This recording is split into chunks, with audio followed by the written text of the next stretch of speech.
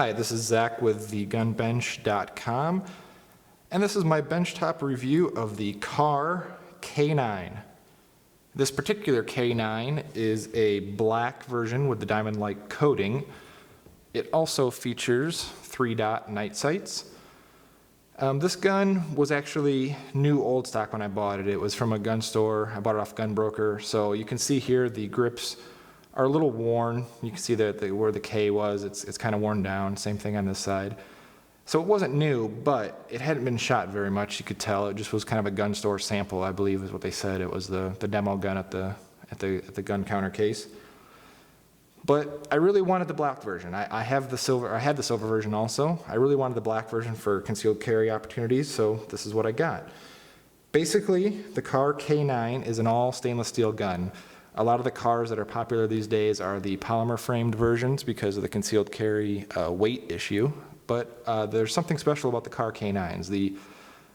They just feel great in the hands. I don't know how else to explain it. Once you hold one, you'll kind of tell.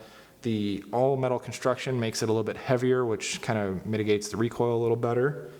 The Kahr K9 is a 9mm version. This one is the 9mm version. They also offer this in other calibers.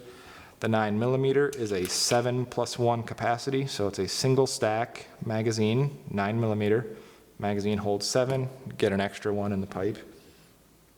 It is a double action only with a passive striker block, and there's no magazine disconnect on it, but it's a double action pull for sure. So there is, some people love it, some people hate it. I'm kind of in the in-between camp.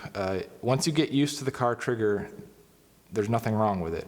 It is a long trigger, a very long trigger. So you can see there's a little bit of slack, and then as you pull,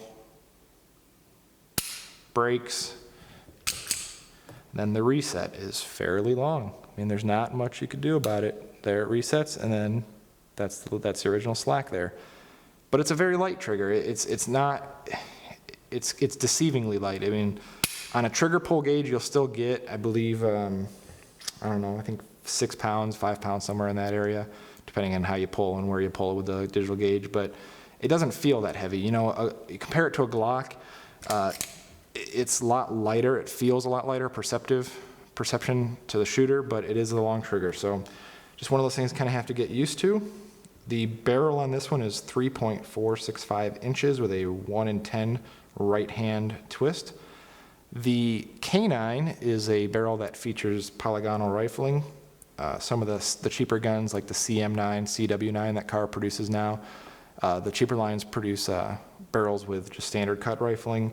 The more expensive guns have the polygonal rifling.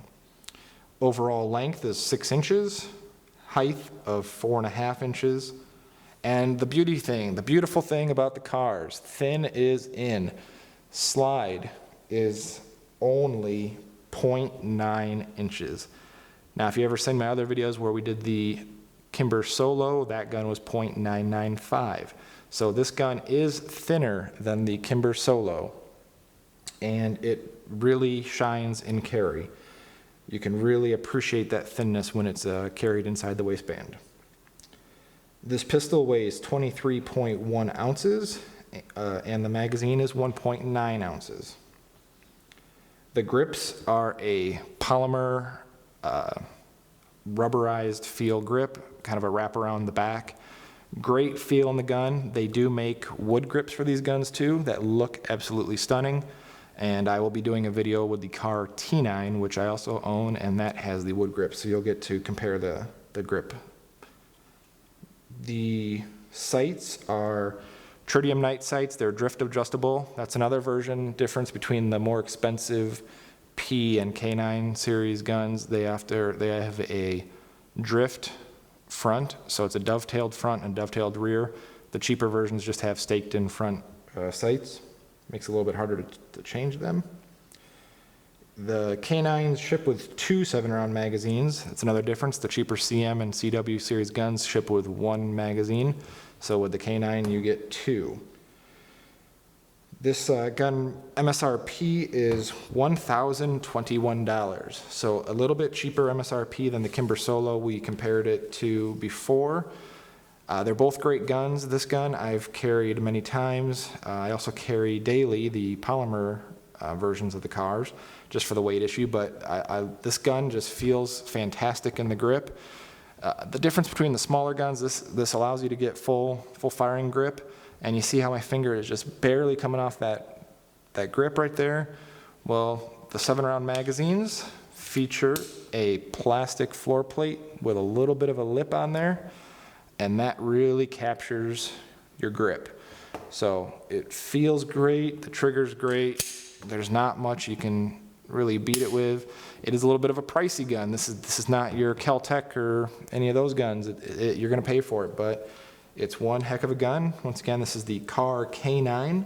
You can look for my full review at thegunbench.com.